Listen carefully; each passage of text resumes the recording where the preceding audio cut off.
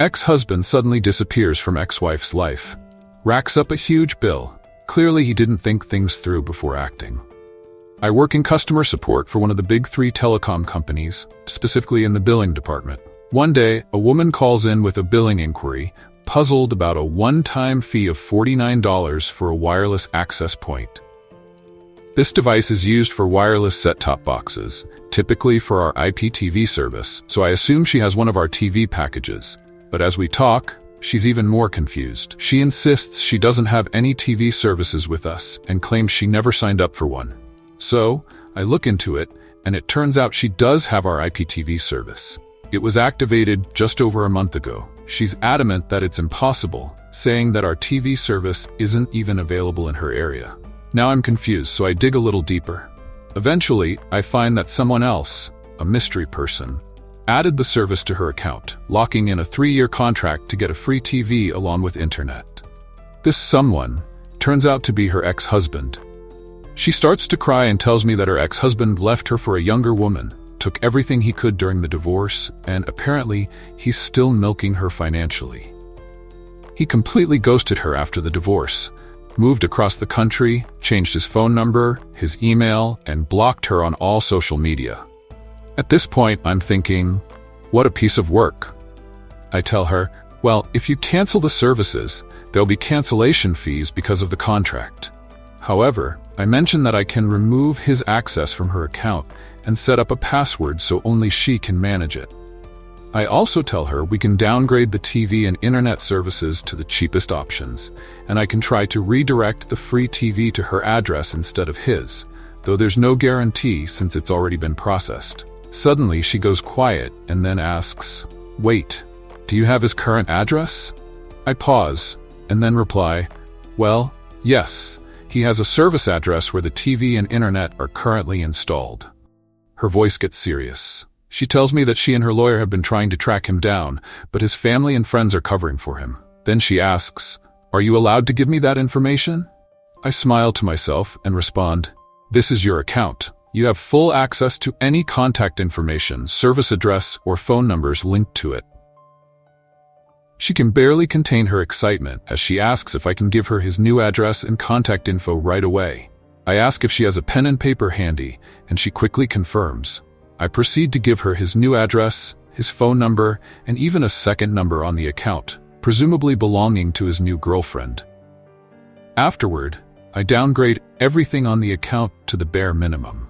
Knowing he's a big sports fan, I imagine him settling down to watch his favorite team play, only to have the channel suddenly cut out. I can only imagine his shock when he calls customer service, finds out he's been removed from the account, discovers the account has a PIN, and realizes his ex-wife has found him, along with her lawyer. If only I could have been a fly on the wall to see his face when he got that news. And all for the low price of $49. That's spectacular. I'm delighted for her. Such a great point. I'm sure hiring a private detective to hunt down his address would have cost much more. She got a bargain. My cousin just had to do this. His wife absconded with their child, and he needed to locate her to serve her with papers. It cost him $2,500 for a PI to find her a few states away. She went from NY to TN, and serve her with the papers. Unfortunately, this is about how it went when we got my mom added to the cable/internet account, after my dad's dementia progressed to where he can't handle the bills anymore. Thankfully, between my mom being in the store and a rep being on the phone with my dad and me being by his side to answer questions, find information, we did get it taken care of. Married couples should always have both people on the account. Assuming the relationship is healthy, absolutely. I'm an authorized person, my parents' cable account just in case. I'm also on the cell phone account. Shit happens. It may not be a bad idea for your mom to add you to the accounts as well, since I'm assuming she's on them alone now. This reminds me of my mom. Married a much younger man very quickly, don't even get me started. Marriage ended in less than a year, and he's being a dick. Traded in their car he had for a brand new Mustang and added it to her insurance. She called to get it removed. They said, unfortunately they couldn't. She's like, well, it's my policy, can I just cancel it? And the Luke in Austin TX said, why yes ma'am, you absolutely can. Canceled the policy. About a week or two later, he totaled the car speeding because he's a horrible driver. This was a joy to read. Thank you for your good work in making sure shitty people get what's coming to them. I would have loved to be a fly on the wall too, and eating popcorn. Oh, Eker? I wish I could have seen the light go off on the wife's head when I said I could try to redirect the TV to her address instead of his. And I had everything she needed, address and phone number. Lol. Seeing a sheriff going there and serving him papers, lol. This is gold. I wish I had an award to give. Well done on you for giving her the best possible out, and awesome for her that she finally has the info on her ex. Freaking brilliant. Had identity theft happened to me and 2 acts were opened for Comcast. Only found out after a notification from collections. I contacted Comcast, and after a lot of confusion, I finally established that the acts were made using all my info except address. I wanted the addresses of the 2 acts locations, and they refused to give me any information because they couldn't share the info with. But it's my axt, right? Yeah. But those fuckers wanted to confirm I was who I was claiming to be. Why didn't you do that when the accounts were created? You're a hero for giving her the address and phone numbers of her ex-husband, truly. That makes this into a feel-good story. That said, I'm surprised you can't find a way to waive her accrued fees and cancel her contract without a termination penalty. It's not her that signed up.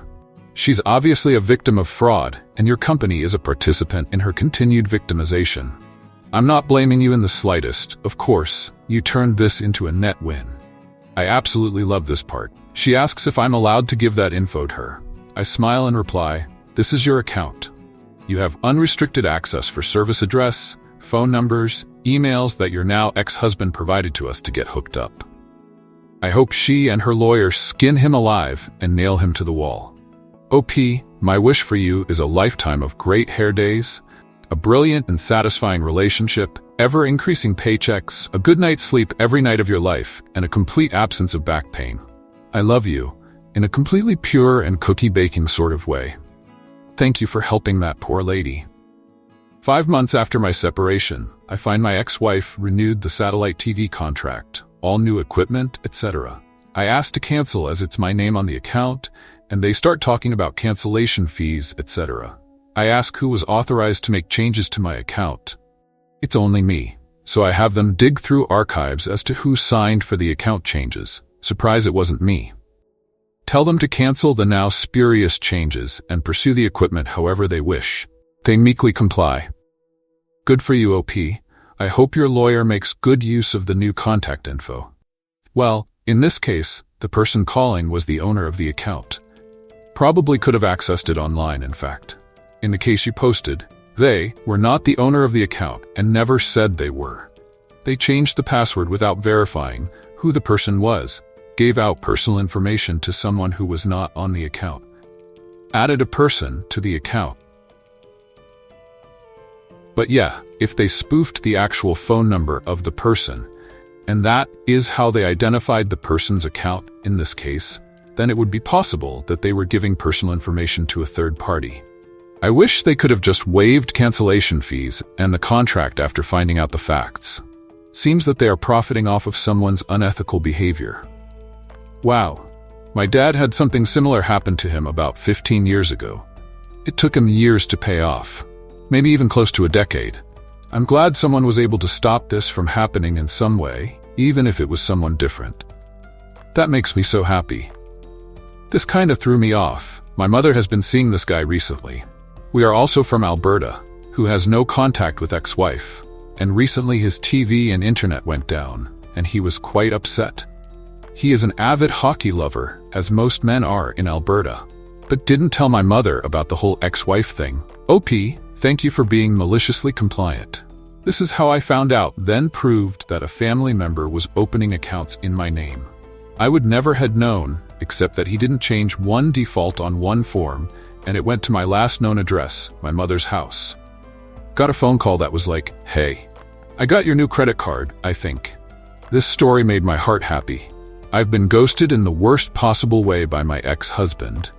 And this level of karma brings me pleasure, even though I'll probably never hear from mine myself.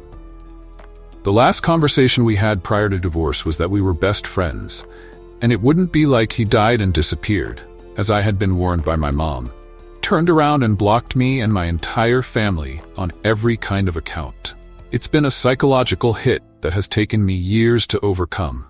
I used to send emails asking why. After all the family, friends, and life experiences we shared, now I just write notes to myself telling myself I'm better off. I just want to know why he did this to me. Why did he lie about it? I guess I have to just accept I'll never know. My ex got his phone upgraded on our account before I could lock him out. He was also using our shared data for a hotspot. I didn't brick it because he has a son and in case of emergency, but I disabled all data on it. I then told him through the company he had 2 days to buy it out of my contract or I was reporting it stolen and blacklisting it. I would have left him going so he didn't suspect anything, and then given her the info so they can go do what they need to do without tipping him off. Then make him pay the bills and the disconnect fees. This is fraud. She shouldn't be expected to carry on paying for something done as fraud. If this is really company policy, you are massively open to a suit. I would have left him on until the lawyers got a hold of him and had him locked down. Small service fee to make sure he doesn't know he's found. Wait, so it really is that easy to just ghost and run away from all your problems? Just don't sign up for new service using ex-wife name. I'm glad you were quick thinking and able to help her. Had she not shared the situation, you might not have connected the dots about the helpful info. I hope she gets him good. After working at a call center for an ISP on tech's admin for almost a year, I'm kind of jealous of this story, honestly. You did great. Pretty sure you'll crush the customer survey if you changed emails. Too bad you could kept the ticket open with a note that you be the only one handling the situation. You'd either get the ex-husband calling to sort things out or updates from the ex-wife. Either way, it would be fantastic. You are a hero. Now it sounds like she has ample evidence of fraud from her ex-husband. He would have had to sign the 3-year contract under her name or with the account owner's consent, a thing he could not legally do. Yo, much respect. I was recently cheated on and lied to and subsequently broke up. I temporarily moved out of our apartment till I found a place because we had lived together for almost 4 years.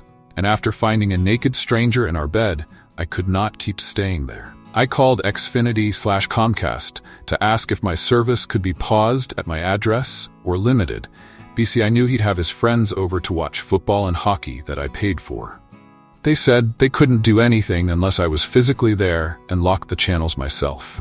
Sometimes you can't do that, so props to your company and your customer support to help in a situation that was obviously very raw and hurtful. And these stories make call center work worthwhile. Knowing you helped someone, you made a difference, and you got to be an agent of karma as well. As you did say, the only pity is you could not view the household when the actions of the bad guy caught up to him. The woman deserves a full refund and no cancellation fees. The company is knowingly allowing a fraudulent charge. Prosumer tip: ask for a manager, tell them none of this was your doing, and to have it all refunded. You are such an amazing human being, helping the woman get justice. I hope everything works out for the woman. Also, I'm mad that the dude's family and friends wouldn't give the woman the time of day. You were really her knight in shining armor. Great story. But if the ex-husband set up an account in the name of the ex-wife without consent approval of the ex-wife, the sale installation are fraud, and the telecom company failed to be diligent. The telecom company should cancel the installation and waive any fees, or it is liable for a suit. Not that the call center would care. Great story. But if the ex-husband set up an account in the name of the ex-wife without consent approval of the ex-wife, the sale/installation are fraud, and the telecom company failed to be diligent. The telecom company should cancel the installation and waive any fees, or it is liable for a suit. Not that the call center would care. So a couple split up. One of them is trying to avoid all contact, and you give the stalker the other's address because they're still using what presumably was a shared account that they continued using after they left. Edit. It also potentially breaches privacy laws, which apply to individuals, not accounts. Knowingly giving out an individual's private information without something like a warrant is outright illegal in many cases. I like the story, but something doesn't hold up for me. The part where she'd be on the hook for canceling fraudulent services. I can understand needing some documentation, which if she's divorced, she should easily be able to provide. And also, since this spans across different provinces, that the RCMP would potentially get involved as well. I'm in an extremely similar situation with my ex-wife, as this woman is with her ex-husband. If you get married and they are insisting to keep your money separate and not discuss why, that's a red flag. It makes my heart sing seeing stories like this. It can be incredibly soul-crushing and seemingly never-ending when an ex has moved into full-on, what can I get away with mode, especially when you are doing everything you are told to protect yourself, and it just doesn't matter until you can drag them kicking and screaming into court. I'm really happy for that woman. Good on you, OP. Thank you for being human. I know that contracts and policies prevent you from taking certain actions, like wiping out this guy's account, but now her lawyer can find him, and she can serve him in small claims too, if she wanted. Wow, nice story. I really hope the woman wasn't lying to you in order to get account information, and that you properly identified her as the account owner. I've seen videos of hackers doing the same thing. They call it social engineering hacking. You know, I don't excuse anything here, but it's one thing to be selfish and decide you want a younger woman in your life. Cut ties, move on, and be done with it. It's another thing, entirely, to actively seek to financially harm the person you cut ties with. I hope the lawyer takes him for every penny he'll be worth for the next 50 years.